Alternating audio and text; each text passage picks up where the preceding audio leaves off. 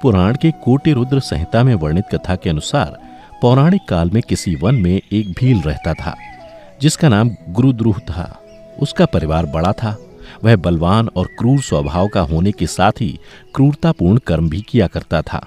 वह प्रतिदिन वन में जाकर हिरण और अन्य जानवरों को मारता और वहीं रहकर नाना प्रकार की चोरियां करता था। उसने बचपन से ही कभी कोई शुभ कर्म नहीं किया था। इस प्रकार वन में रहते हुए उस दुरात्मा भील का बहुत समय बीत गया। तदनंतर एक दिन बड़ी सुंदर एवं शुभ कारक शिवरात्रि आई, किंतु वह दुरात्मा घने जंगल में निवास करने वाला था, इसलिए उस व्रत के बारे में वह नहीं जानता था। उसी दिन उस भील के माता पिता और पत्नी भूख से व्याकुल होकर उससे खाने की मांग करने लगे। उनके बार बार याचना करने पर वह भील तुरंत धनुष लेकर वन की ओर चल दिया और हिरणों के शिकार के लिए सारे वन में घूमने लगा। देवयोग से उसे उस दिन कुछ भी नहीं मिला और सूर्यास्त हो गया। इससे उसको बड़ा दुख हुआ और वह सोचने लगा कि अब मैं क्या करूं, कहां जाऊं। आज तो कुछ नहीं मिला। घर में जो बच्चे हैं उनका तथा माता पिता का क्या होगा। जो मेरी पत्नी है उसकी भी क्या दशा होगी। अतः मुझे कुछ लेकर ही घर जाना चाहिए। ऐसा सोचकर वह व्याध यानी शिकारी एक जलाशय के समीप पहुंचा और वहां पानी में उतरने का घाट था। वहां जाकर खड़ा हो गया और मन ही मन यह विचार करने लगा कि यहाँ कोई ना कोई जीव पानी के लिए अवश्य आएगा। उसी को मारकर उसे साथ लेकर प्रसन्नतापूर्वक घर को जाऊंगा।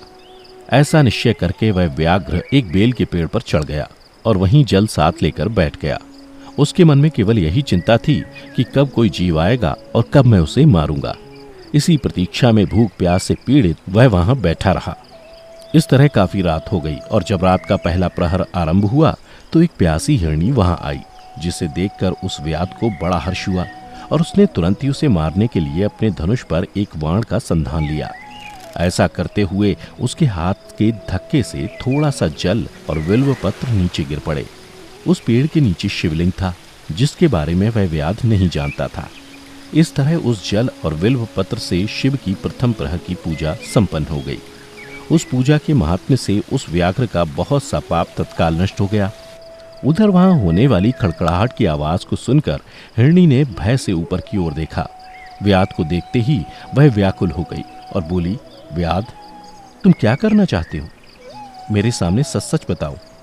हिरणी की बातें सुनकर व्याध ने कहा, आज मेरे परिवार के लोग भूखे हैं, अतः तुमको मारकर मैं उनकी भूख मिटाऊंगा और उन्हें तृप्त करूंगा। व्याध का वह दारुण वचन सुनकर तथा दुष्ट भील को वाण ताने देख हिरणी सोचने लगी कि अब मैं क्या करूं, कहां जाऊं। अच्छा, कोई उपाय सोचती हूं। ऐसा विचार कर हिरणी बोली, व्याध, मेरे मांस से तुमको सुख होगा। इस अनर्थकारी शरीर के लिए इससे अधिक महान पुण्य का कार्य और क्या हो सकता है।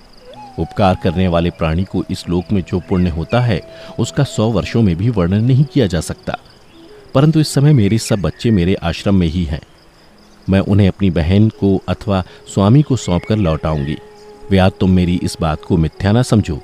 मैं फिर तुम्हारे पास लौट आऊंगी, क्योंकि सत्य से ही धरती टिकी हुई है, सत्य से ही समुद्र अपनी मर्यादा में स्थित है और सत्य से ही निर्झरों से जल की धाराएं गिरती रहती हैं। सत्य में ही सब कुछ स्थित है। हिरणी के ऐसा कहने पर जब व्याध ने उसकी बात नहीं मानी तब उसने अत्यंत विस्मित एवं भयभीत हो हिरणी बोली, व्याध, सुनो, मैं तुम्हारे सामने ऐसी शपथ खाती हूं जिससे पर जाने पर मैं अवश्य तुम्हारे पास लौट आऊंगी। ब्राह्मण यदि वेद बेचे और तीनों काल संध्या वंदन ना करे तो उसे जो पाप लगता है, पति की आज्ञा का उल्लंघन करके स्वेच्छानुसार कार्य करने वाली स्त्रियों को जिस पाप की प्राप्ति होती है, किए हुए उपकार को ना मानने वाले, भगवान शंकर से विमुख रहने वाले तथा विश्वासघात और छल करने वाले लोगों को जो पाप लगता है, उसी पाप से मैं भी लिप्त हो जाऊं यदि लौट कर ना आऊं। इस तरह अनेक शपथ खाकर जब हिरणी चुपचाप खड़ी हो गई तब उस व्याध ने उस पर विश्वास करके कहा, अच्छा, अब तुम अपने घर को जाओ। जब वह हिरणी बड़े हर्ष के साथ पानी पीकर अपने आश्रम मंडल में गई, इतने में ही रात का वह पहला प्रहर व्याध के जागते जागते ही बीत गया। तब उस हिरणी की बहन दूसरी हिरणी, जिसका पहली ने स्मरण किया था, उसी की राह देखती हुई जल पीने के लिए वहां आ गई। उसे देखकर भील ने स्वयं बाण को तरकश से खींचा। ऐसा करते समय पुनः पहले की भांति भगवान शिव के ऊपर जल और बिल्वपत्र गिरे। उसके द्वारा महात्मा शंभू की दूसरे प्रहर की पूजा संपन्न हो गई। यद्यपि वह प्रसंगवश ही हुई थी तो भी व्याध के लिए सुखदायिनी हो गई। हिरणी ने उसे वाण खींचते देख पूछा, वनेचर, यह क्या करते हो? व्याध ने पूर्वत उत्तर दिया, मैं अपने भूखे कुटुंब को तृप्त करने के लिए तुझे मारूंगा। यह सुनकर वह हिरणी बोली, मेरा देह धारण सफल हो गया, क्योंकि इस अनित्य शरीर के द्वारा उपकार होगा, परंतु मेरे छोटे छोटे बच्चे घर में हैं, अतः मैं एक बार जाकर उन्हें अपने स्वामी को सौंप दूं, फिर तुम्हारे पास लौट आऊंगी। हिरणी की बात सुनकर व्याध बोले, मुझे तुम्हारी बात पर विश्वास नहीं है, मैं तुम्हें मारूंगा, इसमें संशय नहीं है। व्याध की बातें सुनकर हिरणी भगवान विष्णु की शपथ खाती हुई बोली, व्याध, जो कुछ मैं कहती हूँ उसे सुनो। यदि मैं लौट कर ना आऊं तो अपना सारा पुण्य हार जाऊं, क्योंकि जो वचन देकर उससे पलट जाता है वह अपने पुण्य को हार जाता है। जो पुरुष अपनी विवाहिता स्त्री को त्याग कर दूसरी के पास जाता है, वैदिक धर्म का उल्लंघन करके कपोल कल्पित धर्म पर चलता है, भगवान विष्णु का भक्त होकर शिव की निंदा करता है, माता पिता की निधन तिथि को श्राद्ध आदि न करके उसे सूना बिता देता है, तथा मन में संताप का अनुभव करके अपने दिए हुए वचन को पूरा करता है, ऐसे लोगों को जो पाप लगता है वही मुझे भी लगे, यदि मैं लौट कर ना आऊं। हिरणी के ऐसा कहने पर व्याध ने कहा, जाओ। उसके बाद हिरणी जल पीकर हर्षपूर्वक अपने आश्रम को गई। इतने में ही रात का दूसरा प्रहर भी व्याध के जागते जागते बीत गया। इसी समय तीसरा प्रहर आरंभ हो जाने पर हिरणी के लौटने में बहुत विलंब हुआ जान व्याध उसकी खोज करने लगा। इतने में ही उसने जल के मार्ग में एक हिरण को देखा। वह बड़ा हष्टपुष्ट था। उसे देखकर व्याध को बड़ा हर्ष हुआ और वह धनुष पर वाण रखकर उसे मार डालने को उद्यत हुआ। ऐसा करते समय उसके प्रारब्धवश कुछ जल और बिल्व पत्र शिवलिंग पर गिरे। उससे उसके सौभाग्य से भगवान शिव की तीसरे प्रहर की पूजा भी संपन्न हो गई। इस तरह भगवान ने उस पर अपनी दया दिखाई। पत्तों के गिरने की आवाज सुनकर उस हिरण ने व्याध की ओर देखा और पूछा, क्या करते हो? व्याध ने उत्तर दिया, मैं अपने कुटुंब को भोजन देने के लिए तुम्हारा वध करूंगा। व्याध की बात सुनकर हिरण के मन में बड़ा हर्ष हुआ और तुरंत ही बोले, मैं धन्य हूं, मेरा हष्टपुष्ट शरीर होना सफल हो गया, क्योंकि मेरे शरीर से आप लोगों की तृप्ति होगी। जिसका शरीर परोपकार के काम में नहीं आता, उसका सब कुछ व्यर्थ चला गया। जो सामर्थ्य रहते हुए भी किसी का उपकार नहीं करता, उसकी वह सामर्थ्य व्यर्थ चली जाती है तथा वह परलोक में नरकगामी होता है। परंतु एक बार मुझे जाने दो, मैं अपने बालकों को उनकी माता के हाथ में सौंपकर और उन सबको धीरज बंधाकर यहाँ लौट आऊंगा। उसके ऐसा करने पर व्याध मन ही मन बड़ा विस्मित हुआ। उसका हृदय कुछ शुद्ध हो गया था और उसके सारे पाप नष्ट हो चुके थे। उसने हिरण से कहा, जो यहाँ आए वे सब तुम्हारी तरह बातें बनाकर चले गए, परंतु वे अभी तक यहाँ नहीं लौटे। हिरण, तुम भी इस समय संकट में हो, इसलिए झूठ बोलकर चले जाओ, फिर आज मेरा जीवन निर्वाह कैसे होगा? व्याध की बातें सुनकर हिरण बोले, व्याध, मैं जो कुछ कहता हूं उसे सुनो।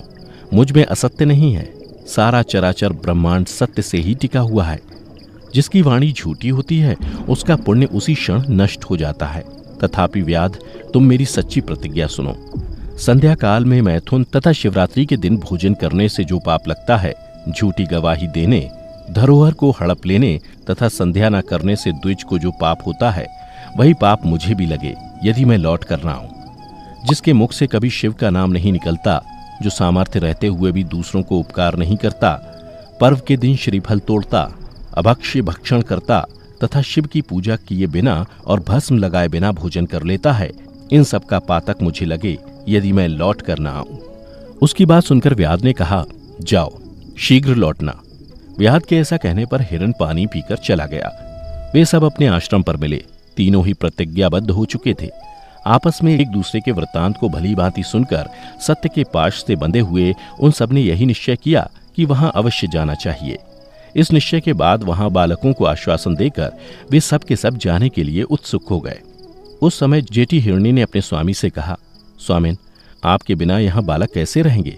प्रभु, मैंने ही वहां पहले जाकर प्रतिज्ञा की है, इसलिए केवल मुझको जाना चाहिए, आप दोनों यहीं रहें। उसकी ये बात सुनकर छोटी हिरणी बोली, बहन, मैं तुम्हारी सेविका हूं, इसलिए आज मैं व्याध के पास जाती हूं, तुम यहीं रहो। यह सुनकर हिरण बोले, मैं ही वहां जाता हूं, तुम दोनों यहां रहो, क्योंकि बच्चों की रक्षा माता से ही होती है। स्वामी की यह बात सुनकर दोनों हिरणी बोली, प्रभु, पति के बिना इस जीवन को धिक्कार है।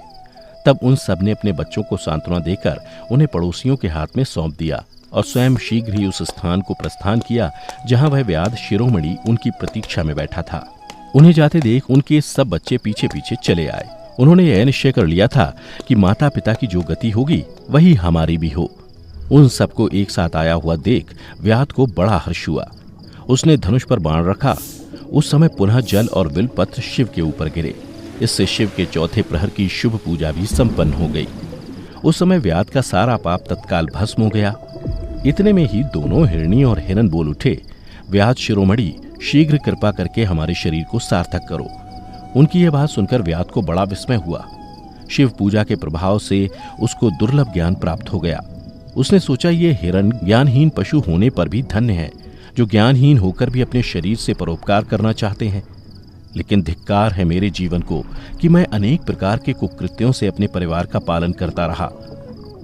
अब उसने अपने बाण रोक लिए तथा मृगों से कहा कि वे सब धन्य हैं तथा उन्हें वापस जाने दिया। उसके ऐसा करने पर भगवान शंकर ने प्रसन्न होकर तत्काल उसे अपने दिव्य स्वरूप का दर्शन करवाया तथा उसे सुख समृद्धि का वरदान देकर गुह नाम प्रदान किया। मित्रों, यही वह गुह था जिसके साथ भगवान श्री राम ने मित्रता की थी।